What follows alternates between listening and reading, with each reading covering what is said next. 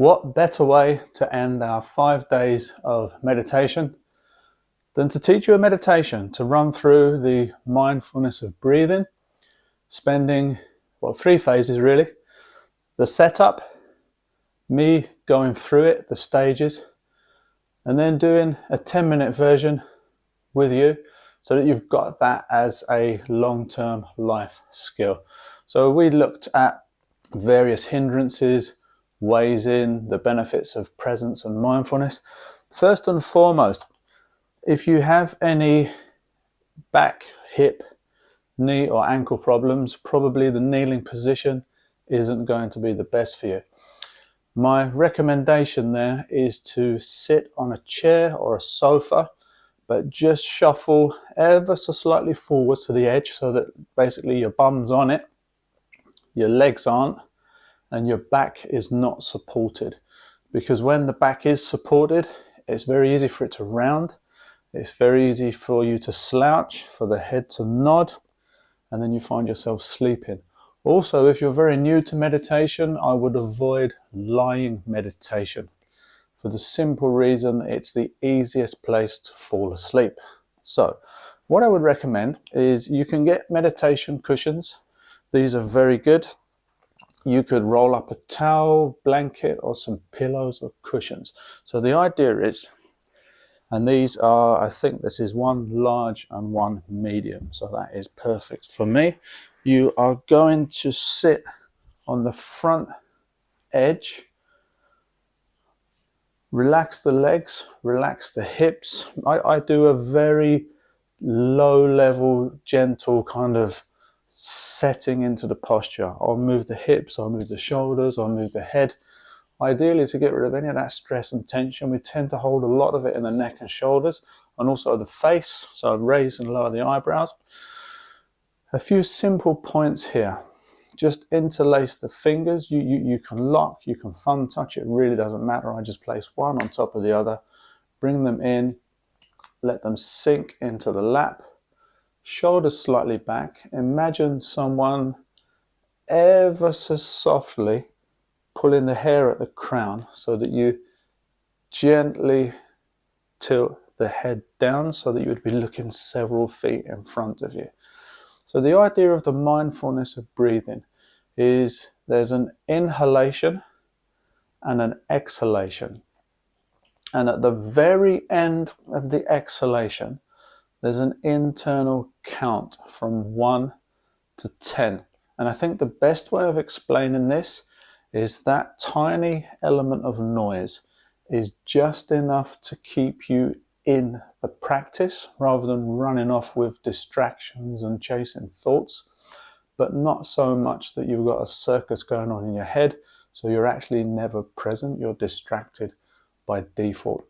So I'll do a few with you. So set yourself up, either kneeling, sitting on the chair, but remember, edge yourself towards the front of it so that literally you're in this position with your legs not supported. Set the posture. Hand is a great reference, so we're going to breathe in. I would say go for 70 to 80% of tidal volume. By default, we probably very shallowly breathe throughout the day. You're looking at, and it's only when you'll exercise will you really start to use them as effective balloons. And we're going to do that with a meditation. Pay attention if you've got high blood pressure or anything like that. So stay within a comfortable space. I'd say about 70% as a beginner. And what that would mean is a 10-second breath cycle.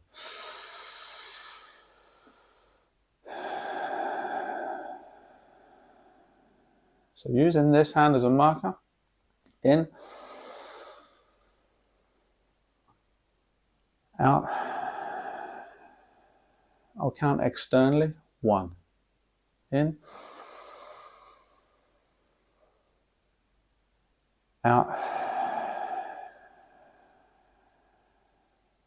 2, in, out, 3, in,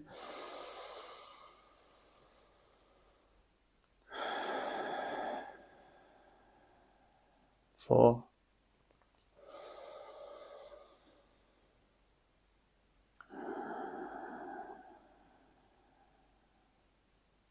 5. So the idea there is, so there's no noises and distractions, I'm now going to disappear and leave you with some relaxing music that you can feel absolutely free to mute. The idea of this practice at 2 levels, the more difficult you find it to follow that sequential count, the more beneficial this practice is.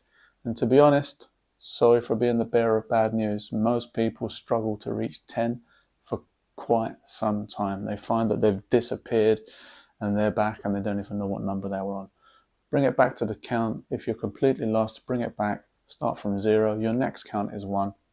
Very simple. Reasonably comfortable posture. Breathe in for 5 seconds. Exhale for 5 seconds. Just before you breathe in, 1. And you count internally, so it's silent. So imagine it being a staircase. 1, 2, 3. Should you get to 10, which don't think that that's an essential goal, it's just a point in the right direction. Should you get to 10, simply return to 1 and repeat the process as a loop. There are 4 stages, and to be honest, most people would benefit incredibly from sticking with stage 1, I believe, for several months, simply because there's no way in, there's nothing really to gain. Avoid thinking that there's a right way or a best way. And to be honest, you probably don't even need to meditate or give it a label.